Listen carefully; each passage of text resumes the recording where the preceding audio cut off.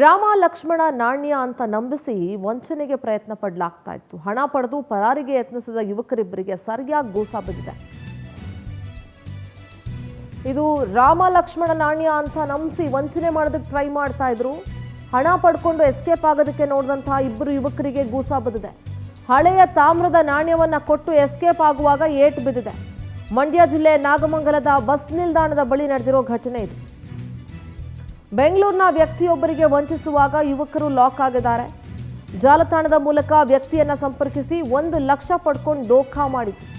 ಸತ್ಯ ಆಯಿತು ಕೂಗಾಡಿದಾಗ ಯುವಕರನ್ನ ಹಿಡಿದು ಅಲ್ಲಿನ ಜನ ಥಳಿಸಿದ್ದಾರೆ.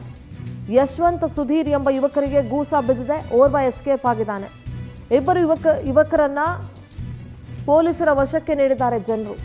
ವಶಕ್ಕೆ ಪಡೆದು ಯುವಕರನ್ನ ವಿಚಾರಣೆ ನಡೆಸಿ ಪ್ರಕರಣವನ್ನು ದಾಖಲಿಸಲಾಗಿದೆ. ನೋಡಿ, ಜನ ಕೂಡ ಅಷ್ಟೇ ರೀ, ದುಡ್ಡಿನ ಆಸೆ. ಏನೋ ನಾಣ್ಯ ಸಿಕ್ಬಿಡುತ್ತೆ ಅಂತ 1 ಲಕ್ಷ ರೂಪಾಯಿ ಕೊಟ್ಟು ನಿಂತವ್ರ ಹತ್ರ ಎಲ್ಲ ತಗೊಳಕ್ಕೆ ಬುದ್ಧಿ ಬೇಡವಾ ತಲೆಯಲ್ಲಿ 3 ಕಾಸಿಂದು? ಜನನೂ ಅಷ್ಟೇ, ಬೇಗ ಶ್ರೀಮಂತರ ಆಗಬೇಕು ಅಥವಾ ಇನ್ನೇನೋ ಸಂಪಾದಿಸ್ಬಿಡ್ಬೇಕು, ಯಾವುದೋ ನಿಧಿ ಸಿಕ್ಬಿಡ್ತು, ಇಂಥ ಆಸೆಗಳನ್ನೆಲ್ಲ ಬಿಟ್ಬಿಡಿ.